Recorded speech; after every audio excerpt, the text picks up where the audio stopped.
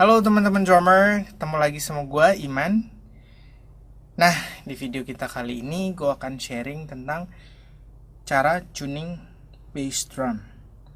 Kalau di video sebelumnya kan gue sudah membahas tentang cara tuning snare drum ya. Cara tuning snare drum itu sebenarnya kalau diterapin ke tom sebenarnya sih intinya sama, cuman agak sedikit beda untuk bass drum karena bass drum itu seringkali pakai yang namanya busa. Ini kayak gini nih. Cara busa seperti ini. Jadi kita singkirkan dulu busanya. Oke, gue akan jelasin dikit tentang bass drum. Nah, kalau kita lihat bass drum, biasanya kan teman-teman suka memperhatikan ya. Ini bagian depan nih. Ini bagian depan dari sebuah bass drum, bagian depan yang bukan dipukul. Kalau bagian yang dipukul kan belakangnya ya biasanya.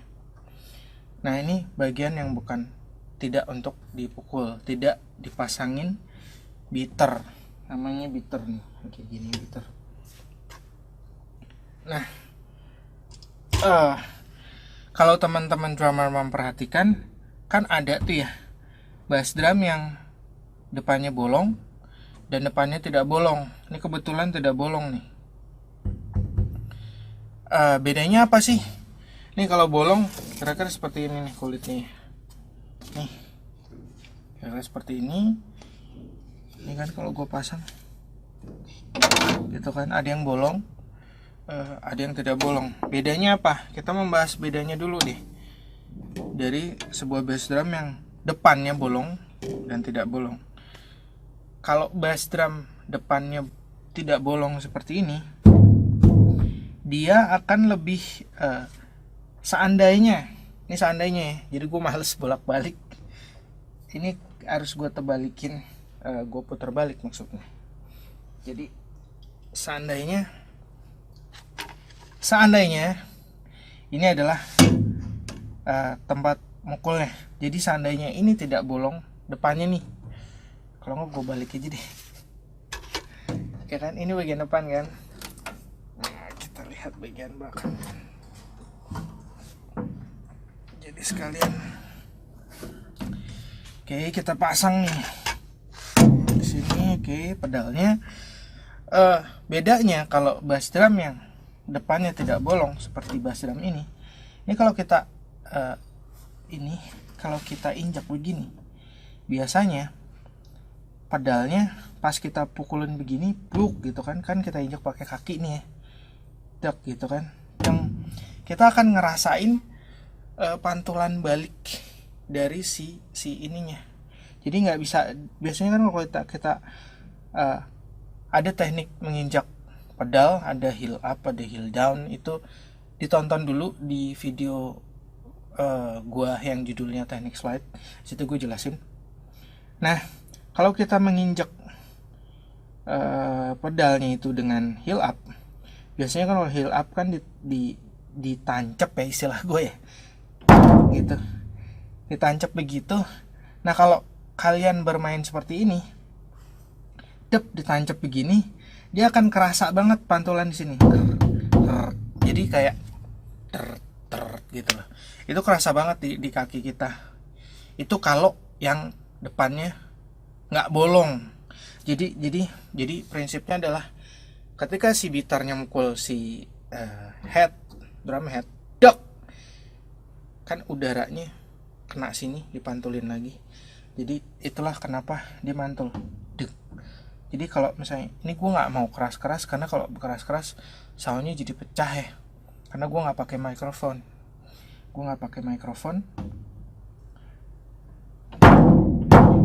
Nah, udah itu bass drum juga ada yang dikasih busa dan tidak dikasih busa. Ini kebetulan di dalam ini nggak gue kasih busa.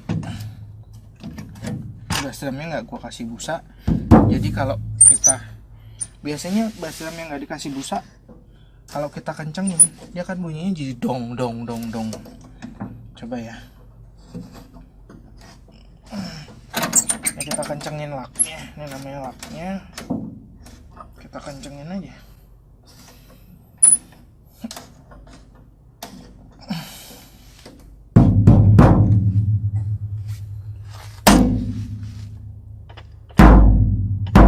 kan, jadi dong. Apalagi kalau bagian depannya gue kencengin, ya kan jadi dong, bong, bong. Nah biasanya sound bass drum yang seperti itu dipakai buat musik-musik seperti jazz, main swing, bebop yang seperti itu gitu. Makanya biasanya bass drumnya kecil-kecil, ukuran 18. Bahkan kadang floor tom yang ukuran 16 itu seringkali dijadikan sebagai bass drum. Jadi kalau dong dong dong cing cing cing cing cing dong dong dong dong. Jadi sound bass drum itu seperti itu. Nah, itu bisa kalian dapatkan dengan cara ini gua lakbanin jadi nggak terlalu dong. Coba kalau lakbannya kita lepas. Ini akan lebih ngedong banget. Belum aja begitu. Nah kan, benar kan? Lebih ngedong gitu loh ketimbang gue kasih lakban. Tuh. Lakban. Oh iya, lebih teredam dia. Nah itu kalau belakangnya kenceng, depannya kenceng, itu jadi bong gong gong gong. Nah, oke. Kalau yang depannya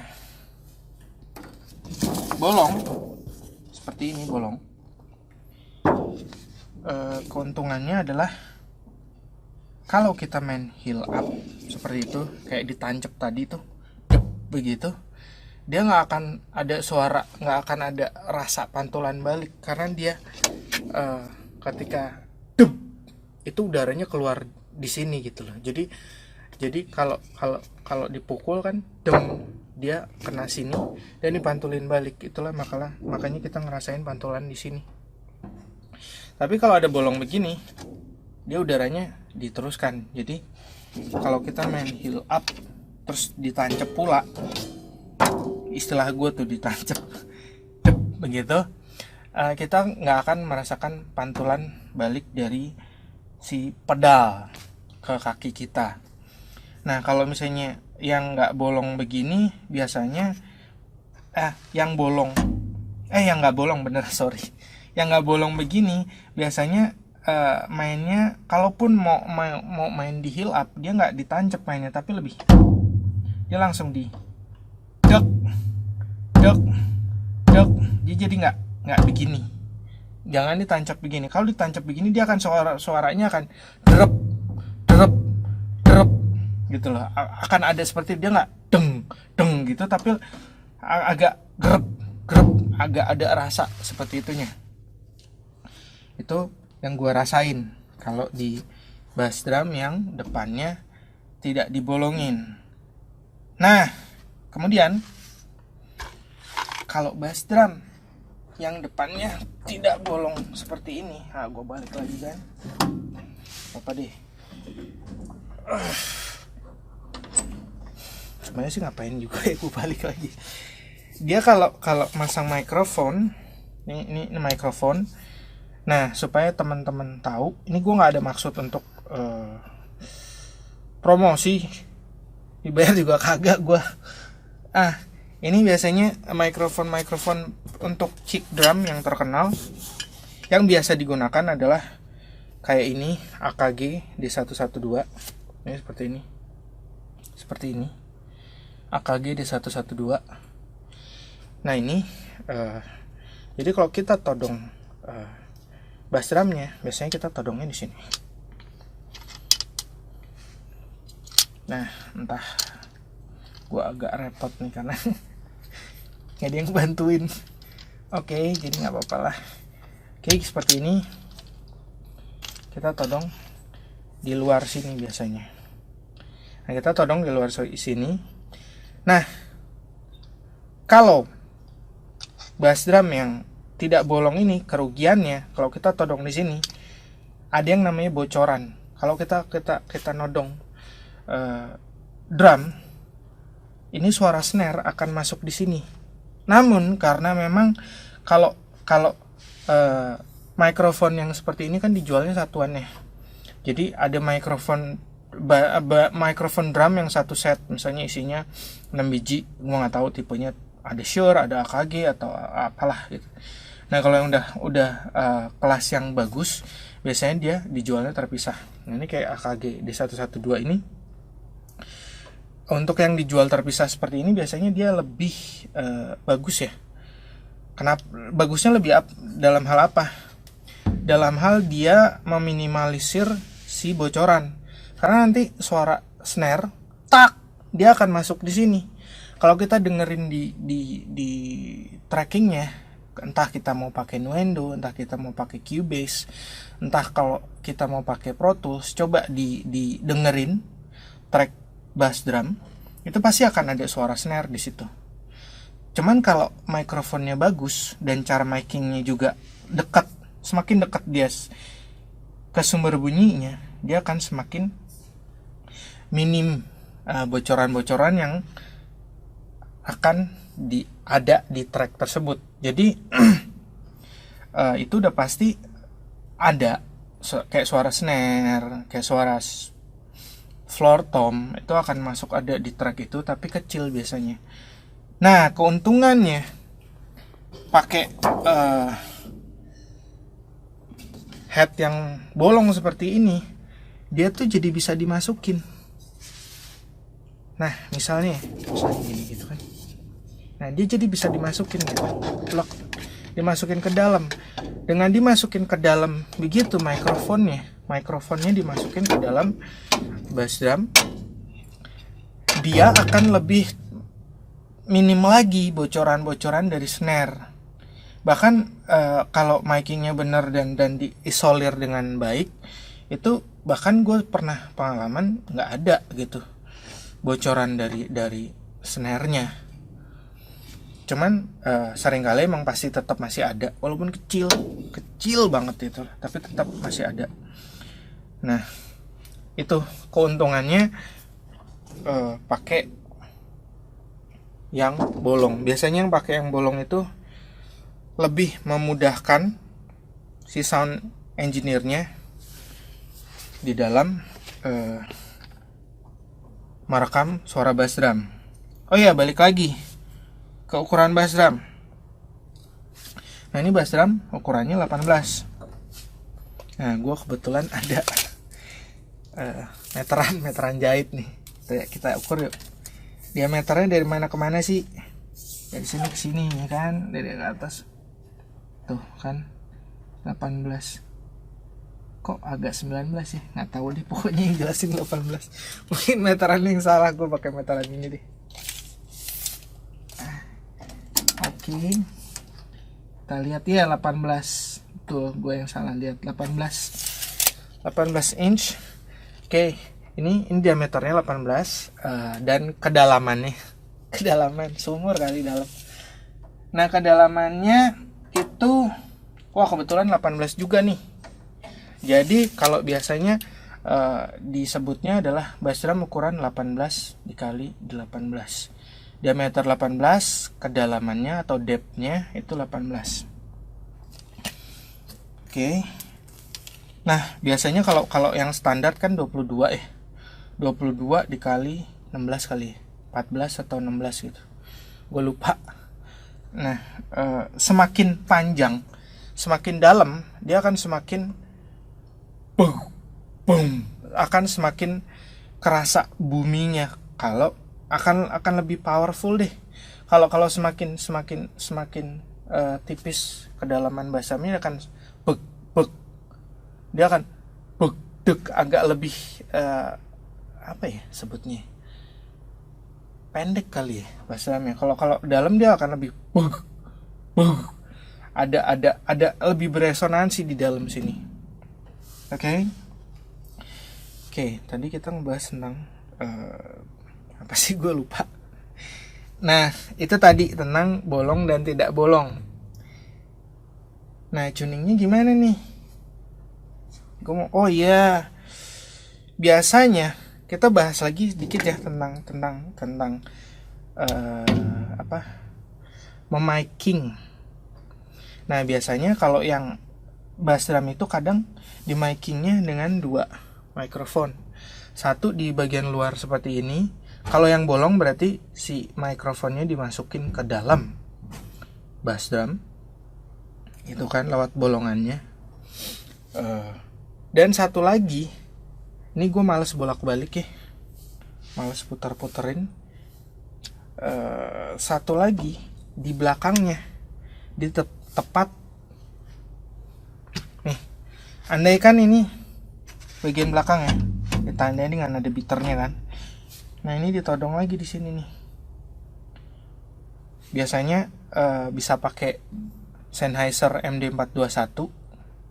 Ini mikrofon yang gue rasain, gue suka banget mainin mikrofon karena menurut gue bagus banget, dia menangkap frekuensinya detail. Jadi todongnya di sini, di dekat biter. Sebenarnya sih eksperimen aja ya, karena di sini sama di mana itu soundnya pasti beda. Dan makanya gue bilang eksperimen supaya kalian bisa dapetin sound yang kalian suka gitu. Nah ntar dikombin dengan si mikrofon yang di depan tadi. Nah kalau pakai dua mikrofon seperti ini, tolong dibilang ke sound engineer-nya bahwa fasenya tolong dibalik mas gitu loh. Jadi kalau fasenya dibalik itu salah satu mikrofonnya fasenya harus dibalik. Kalau fasenya nggak dibalik, ada tombol di kalau di Cubase itu ada lambang seperti kayak ntar gue coba cari lambangnya. Dia seperti begitu gitu kan, bulat tapi di garis tengahnya. Itu tandanya adalah phase-nya. Jadi itu tombol itu dipencet, jadi salah satunya fasenya harus dibalik supaya soundnya dia bisa itu akan ada pembahasan nanti masalah fase itu agak lama juga. Itu jadi pokok pembahasan tersendiri karena kalau gue bahas di sini agak jadi makin lama juga. Tapi intinya itu. Jadi fasenya kalau kalian recording, kalau pakai dua mikrofon yang bertolak belakang seperti itu, depan satu, belakang satu, bilang aja ke sound engineer-nya tolong salah satunya dibalik fasenya. Kalau sound engineer yang nggak ngerti, gue juga nggak tahu tuh kalau kayak gitu. Nah, itu bisa pakai Sennheiser MD421 atau biasanya waktu gue sempat recording Mas Tovan Gunarso di studio gue, dia pinginnya pakai Shure SM58 di sini. Jadi untuk dapat beng karena dia main jazz, dia bawa drum sendiri, Aris drum, asik banget soundnya. Ntar mungkin gue akan coba sampel soundnya ada.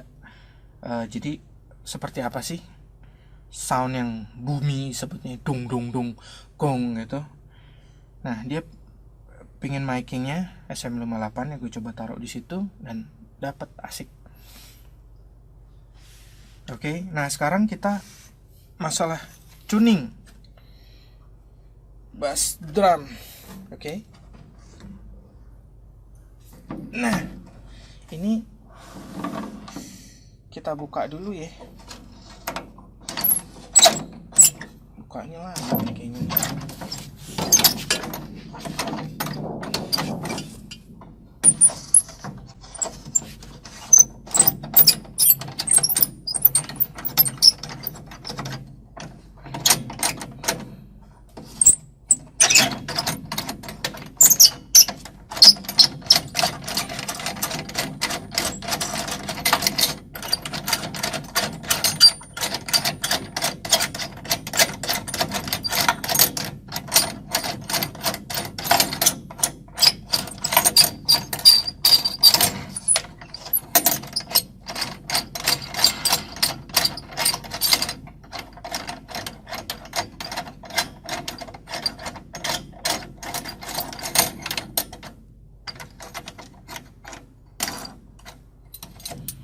Oke, ini laksing kita lepas.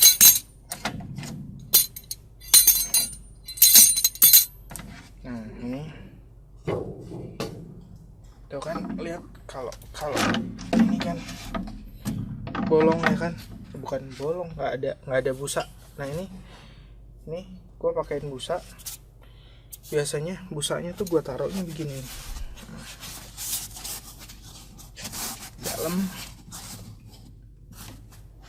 Nah nggak perlu menutupi semua shellnya, karena kalau menutupi semua shellnya itu yang gua rasain sound bass drumnya jadi sound busa. Dia lebih bek bek bek, nggak ada sound kayunya, jadi nggak kerasa sound kayunya. Jadi kalau menurut gua sih maksimal kalau kita mau pakai ya sisain aja ada kayunya begitu. Kalau lebih setengahnya biasanya justru jauh lebih bagus ya, setengahnya dari ini mungkin kebanyakan. Nah udah seperti itu. Nah satu lagi kelebihan kalau kita ada bolongnya, enaknya kalau ada bolongnya. Nah misalnya ngatur busanya, kita tinggal bisa masukin tangan kan ke sini. Wah ini kurang, wah maju ini kita. Wah kita bisa ngatur-ngatur. Sementara juga ngatur masang si mikrofon gitu kan, kita bisa ngatur mikrofonnya masuk di dalam. Itu satu keuntungannya, mikrofon bisa kita utak-atik di dalam, memudahkan si sound engineer untuk meminimalkan bocoran, dan kedua memudahkan kita juga untuk tuning drum. Jadi busanya bisa kita maju mundurin gitu kan. Oh ini kurang, wah ini kurang ini gitu kan. Nah itu seperti itu kalau yang bolong. Nah sekarang kita pasang lagi. Ini gua biasanya diberdiriin gitu kan, tapi ini untuk memberikan ilustrasi gua pasang di sini gitu kan. Susah juga sih tapi jadi kita berdiriin aja. Oke, kita berdiriin, dipasang lagi,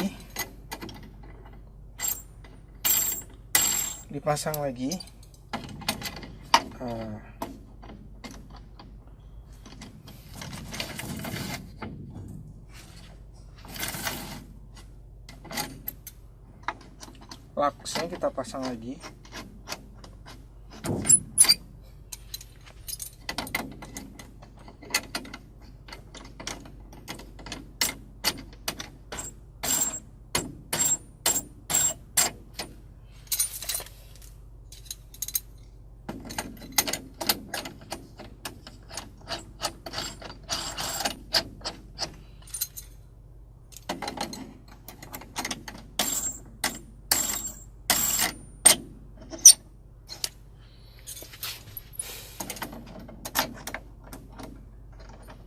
Oke, kalau masang begini sih nggak perlu menyilang dulu, karena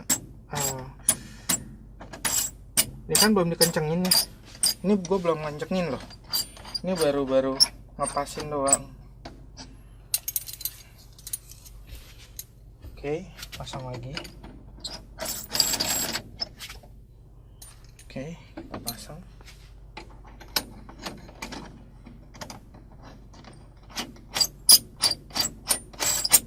Nah, baru kemudian saran gue adalah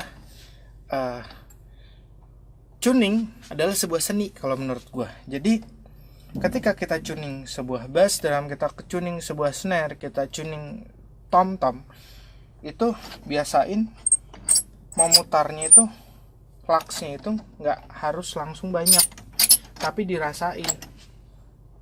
Pengalaman gue gini, ada drum yang tuningnya susah. Kalau Harris drum yang gue punya ini, bisa gue bilang tuningnya termasuk susah. Tapi keuntungannya dengan punya drum yang seperti itu adalah kita jadi bereksperimen, kita coba. Kalau drum yang tuningannya susah, ini diputar segini aja nih ya, set, sama ini belum. Gue iniin dulu ya. Jadi gue putar dulu pakai tangan. Ini kebetulan emang tinggal diputar pakai tangan, tapi ada beberapa bass drum yang dia harus pakai kunci drum. Biasanya yang gue lakukan adalah kencengin dulu, bukan dikencengin sih, pakai tangan dulu sampai ini kita tangan nggak bisa muter lagi. Baru selanjutnya kita pakai kunci drum. Kita ambil kunci drum, seandainya ini kunci drum, baru kita putar dan mulai dirasain gitu loh. Di sini yang gue sebut dengan jam terbang. Jam terbang itu adalah kalau drum-drum yang susah tuningnya seperti itu, yang gue alamin adalah kalau gue tuning segini, cat, gue puter nggak nyampe mungkin seperempat putaran, atau 1/5 atau 1/6 putaran, cat gitu kan, itu udah langsung berubah. Apalagi kalau gue langsung bak begitu kan. Jadi saran gue adalah kembangin kepekaan kita akan beberapa putaran kita harus muter gitu. Nah, awal-awal gue kan ngajarin nyilang ya, satu, terus nyilang kesini, nyilang kesini, nyilang kesini. Tapi nanti seiring dengan jam terbang kalian makin tinggi, gue sih udah nggak ngerasa perlu lagi mesti nyilang. Kadang gue begini aja gitu, ngaco gitu. Tapi yang mungkin bisa dibilang ngaco, tapi ini gue rasain putaran ini, tensionnya itu, tekanannya tuh kadang gue tekan untuk ini kurang kendor, ini kekencengan, atau untuk supaya tensinya atau kekencangannya sama gitu. Usahain juga nggak ada kerutan gitu kan, jadi si bass drumnya bisa. Nah gitu, gue udah tidak lagi satu nyilang atau sini terus nyilang lagi. Gue seringkali udah seperti itu gitu, karena sekali lagi jam terbang. Makanya kalau menurut gue tuning itu adalah sebuah seni, jadi kembangin, latih, dan kalau menurut gue ini Simon Phillips pernah ngomong gini nih di salah satu DVD-nya, bahwa sebenarnya sebuah drum head kadang cocok untuk, kadang snare tertentu misalnya cocoknya sama drum head ini, pakai drum head yang lain kok kurang ya. Kadang gitu, gue sering banget ngerasain seperti itu. Wah ini kayaknya soundnya the best nih kalau pakai drum head tipe ini. Mungkin karena kuping kita juga suka dengan sound yang dihasilkan dengan kombinasi antara si shell sama si drum headnya. Jadi makanya mungkin kita bisa bilang bahwa wah ini keren nih soundnya kalau pakai ini. Jadi kalau menurut gue banyak eksperimen, jangan takut gagal. Justru dari situ banyak pelajaran yang bisa didapat. Jadi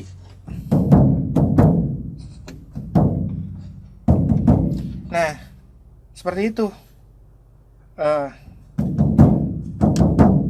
Nah usahain suara nadanya tuh sama.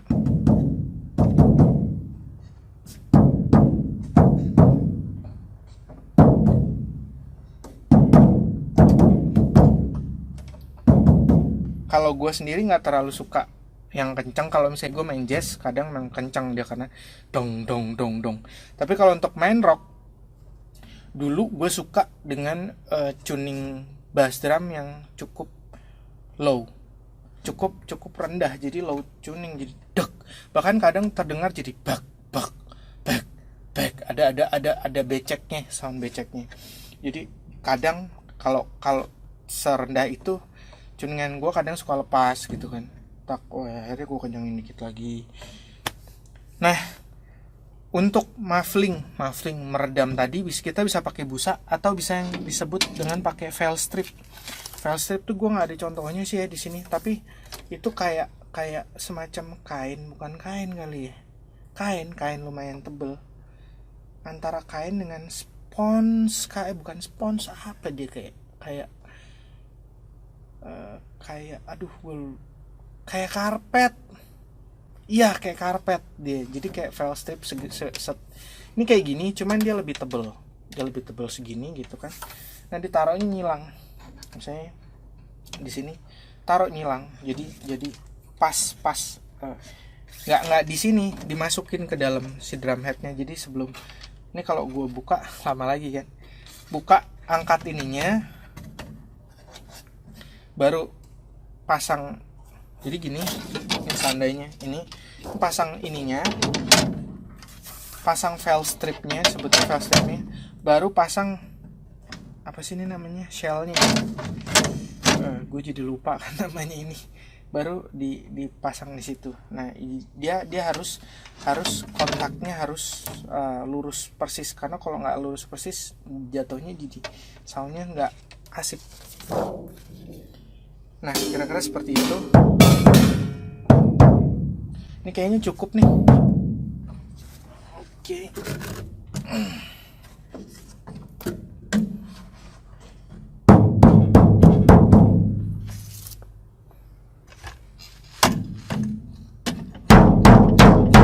Nah, ini karena depannya nggak bolong, jadi terus pemilihan headnya juga, ini head gue ini udah mesti perlu diganti. Taunya dari mana sih kalau headnya udah perlu diganti atau enggak?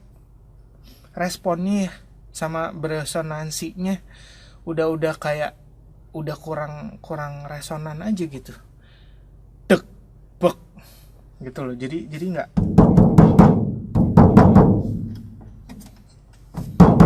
Jadi makanya gue pakai lakban untuk ngakalin gitu kan.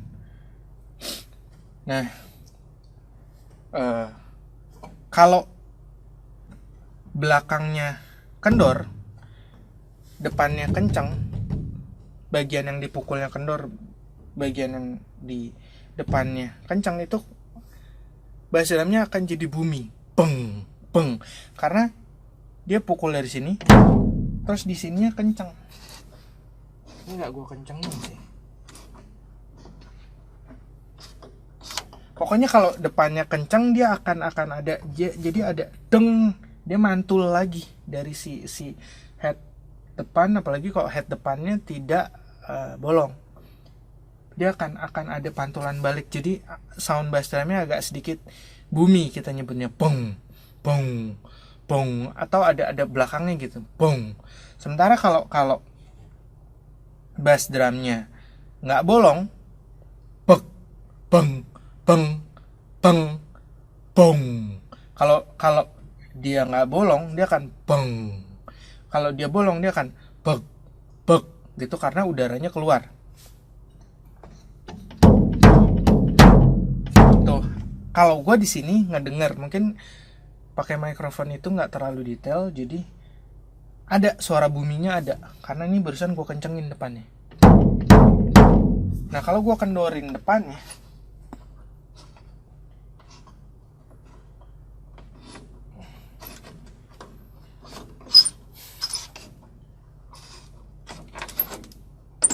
buminya akan jadi berkurang. Apalagi kalau belakangnya juga kendor, tuh nggak sebumi yang tadi, beng beng gitu. Nah jadi kira-kira tuning bass drum bedanya sama tuning snare drum apa sih? Cuman itu tadi muffling kan, ada busanya kan yang gue taruh di dalam kan. Sementara cara kita memutar-mutar lugsnya sama kalau menurut gue. Kalau di DVD-nya si Jeff Ockeltree, Jeff Ockeltree itu siapa sih? Dia drum tech untuk Steve Smith, dia drum tech awalnya, dia drum tech untuk Billy Cobham, drummer jazz. Udah itu dia dari situ dipakai sama John Bonham, drummernya Led Zeppelin. Dia bilang kalau tuning itu adalah sebuah seni. Jadi kalau tuning adalah trust your ears, percaya sama telinga kita aja deh. Sekarang sih udah banyak ya kayak keluar produk-produk tuning. Jadi gue nggak pernah pakai, jadi gue nggak tahu gimana cara kerjanya itu alat. Dengar sih katanya ditempelin untuk mengukur tensinya gitu. Jadi dia mengukur apakah tensi dari semua ininya sama gitu, sisinya sama gitu kan. Tapi gue juga karena gue nggak pernah pakai, jadi gue nggak bisa ngomong banyak, takut salah, ntar gue bilang gitu taunya salah gitu kan. Nah tetap sih walaupun udah ada alat seperti itu, tetap sih kalau menurut gue Jeff Ockeltree juga sempat bilang bahwa tuning adalah sebuah seni gitu loh. Karena ada yang suka dengan tuningan depannya kenceng, belakang kendor. Atau kalau Mas Hari selalu bilang kalau kita tuning drum, entah itu bass drum, entah itu snare, entah itu tom-tom, usahain dulu depan sama belakangnya sama dulu kencengnya. Itu yang selalu Mas Hari bilang. Karena ada konsepnya Mas Hari kan yang dibilang kalau depannya kenceng, belakangnya kendor, dia akan paung, suaranya akan jadi paung karena ada resonansi dari si belakangnya ini. Atau kalau di tom-tom atasnya kendor, bawahnya kenceng, dia kan resonansi ketika dipulteng ong dia akan mantul lagi. Makanya disebut Mas Hari dengan istilah marpaung situmeang, paung gitu kan. Nah, sementara kalau atasnya kenceng, bawahnya kendor, dia akan deng, langsung kayak hilang ngang. Jadi mungkin Mas Hari mengistilahkan dengan meang gitu. Jadi dia resonansinya nggak dipantulin lagi. Jadi nggong nggak gitu, tapi kayak hilang gitu. Jadi mungkin Mas Hari mengistilahkannya dengan meang. Jadi marpaung situ meang. Itu istilah seperti itu. Dan itu gue rasain bener banget. Jadi nanti sih ketika jam terbang kita udah makin tinggi, kalau kita tuning, intinya cuma satu, trust your ears. Percaya deh sama telinga kita. Kalau telinga kita udah bilang enak, ya enak. Nah, jadi kalau patokannya ke telinga, berarti apa yang mesti dibenerin? Telinga kita dulu kan. Biasain dulu denger sama sound-sound yang enak gitu loh. Kalau kita sudah terbiasa denger sama tuningan drum yang enak atau bass drum terus segala macam, kita udah sering nyobain bass drum yang enak, ketika kita tuning drum, kita akan mengacu ke sound yang kita suka gitu. Kita akan gimana cara ngotak-atiknya gitu kan. Dan berbagai pilihan drum head yang ada di pasaran, menurut gua jangan takut, cobain semua drum head yang bisa kalian beli. Karena ada juga yang nanya lewat Facebook, bang, kalau dia nanya, dia baru beli snare, snare ini cocoknya pakai apa ya? Karena nggak bisa, gue bilang gue nggak bisa ngasih saran. Ntar kalau gue kasih saran pakai ini aja, kebetulan emang soundnya suka, buat gue suka gitu, tapi buat dia wah apaan nih. Jadi sound itu kan selera. Jadi itulah kenapa gue bilang seni gitu loh. Itulah kenapa gue nggak bisa terlalu wah ini lu pakai ini pasti enak di gue, belum tentu enak buat lo gitu kan. Tapi kalau dia pengen nyari sound seperti ini, misalnya ada karakter kayak misalnya, kalau menurut gue Evan sama Remo, menurut gue pribadi ya, penggambaran pribadi gue adalah Evan soundnya agak lebih soft ketimbang Remo. Remo itu ada sound yang detail-detail yang crunchy, yang gimana, gue agak susah ngejelasin sound itu, yang dia lebih itu daripada Evans. Tapi bukan berarti Evan lebih jelek daripada Remo, enggak, itu masalah suka-sukaan. Gue kalau lagi butuh sound yang lebih soft, gue sering pakai Evans, dan gue suka pakai Evans untuk sound itu gitu loh. Gue butuh sound itu ya gue pakai itu gitu. Kalau misalnya gue pakai Remo yang ini karena gue nyari apanya gitu, ada hal yang adanya cuma di situ. Makanya kalau menurut gue, bereksperimenlah dengan banyak-banyak drum head, dengan banyak-banyak nggak harus beli kali ya, lu mungkin bisa pinjem drum head temen lu cuman buat cobain di snare lu, cobain di bass drum lu, cobain di tom-tom lu. Ya udah, kan lu jadi tahu, oh kalau tom-tom gue dipasangin drum head seperti ini, soundnya jadi kayak gini. Lu coba tuning dengan low tension itu maksudnya kendor, dia ininya kendor. Kemudian coba tuning dengan medium tension, dia tensinya, kekerasannya medium. Atau coba dengan high tension atau kekerasannya tinggi. Nah dari situ nanti lo akan tahu, oh gue lebih suka. Cobalah bereksperimen, atasnya kenceng, bawahnya kenceng. Misalnya atasnya sama, atasnya medium, bawahnya medium, sama soundnya kayak gimana. atasnya medium, bawahnya kendor, ntar soundnya kayak gimana.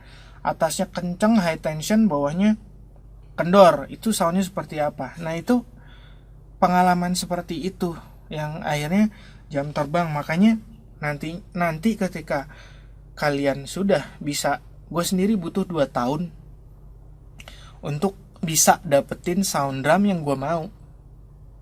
Karena kadang sound drum yang bagus buat orang belum tentu enak buat gue gitu kan. Gue punya oh di otak gue pengen sound yang seperti ini, gimana cara gue utak-atik, gue ganti drum head, gue ganti ya gue coba dengan tom-tom yang lain atau apalah gitu kan, sampai akhirnya gue dapet gitu, oh gini tuh. Dan akhirnya nanti lo akan bisa mengembangkan kesensitivitasan tangan lo, kepekaan. Jadi lu muter segini. Jadi kadang kalau misalnya gue pukul begini, misalnya kalau gue pukul tom-tom ya. Nah misalnya, wah ini kayaknya di sininya nih. Nah. Oh di sininya nih kurang. Oh di sininya nih. Oh di sininya nih. Oh di sininya masih. Itu kepekaan itu nanti akan timbul sendiri. Kalau ditanya, kok bisa sih lu tahu bagian itunya, bagian bawahnya yang kurang kencang atau ininya? Kalau gue ditanya begitu, kok gue tahu? Gue susah jawabnya, karena itu jam terbang ya. Nggak tahu karena faktor kebiasaan. Kalau kalian biasa tuning, kalau kalian biasa latihan, sebenarnya Jeff Ockeltree sempat bilang, kenapa drummer banyak yang bermasalah misalnya dengan tuning. Karena kata Jeff Ockeltree adalah mereka tidak meluangkan waktu cukup banyak untuk belajar mentuning drum mereka. Itu gue rasain bener. Karena emang kadang kalau kita tuning drum dan kita nggak dapetin sound yang kita inginkan, kan kadang suka frustasi ya. Ini kenapa sih? Ini kok gini sih? Gue ngalamin 2 tahun itu frustasi untuk kok begini ya? Kok begitu ya? Kok begini ya? Tapi saran gue nih, jangan pernah takut untuk bereksperimen, untuk dapetin sound drum lu sendiri, untuk bereksperimen dengan drum head yang beda, dengan shell yang berbeda. Misalnya lu punya 2 bass drum, atau kalau lu main ke rumah temen lu ada bass drum nganggur atau ada drum nganggur, lu cobalah iseng tuning. Oh gini, oh soundnya begini, hanya untuk kenalan dengan soundnya. Sampai akhirnya nanti lo akan dapat sound lu sendiri gitu loh. Wah ini sound gue nih gitu loh. Sampai gue sendiri kalau tuning snare, gue pasti akan snare apapun yang gue pakai akan ada kecenderungan bahwa gue akan tuning soundnya akan ngarah ke situ. Antara gue pakai head drum yang beda, gue akan nyari soundnya seperti itu karena mungkin udah ada di kuping gue. Dan sound itu pasti beda dengan sound yang kalian inginkan kan. Makanya kalau menurut gue, jangan takut bereksperimen. Benar-benar ya, jangan takut bereksperimen. Karena dengan gitu nanti kepuasan itu ketika kita bisa dapetin sound drum yang kita mau, itu akan puasnya luar biasa loh. Nah kira-kira sekian nih, udah kepanjangan nih gue ngomong tentang cara mentuning bass drum. Jadi kalau menurut gue, akhir kata dari gue adalah jangan takut bereksperimen dengan tuning drum. Bereksperimen, latihan, banyakin jam terbang, sampai akhirnya lu bisa dapetin sound drum yang lu inginkan. Oke, sampai sini. Dan jangan lupa tonton terus video-video dari gue. Dan salam drummer.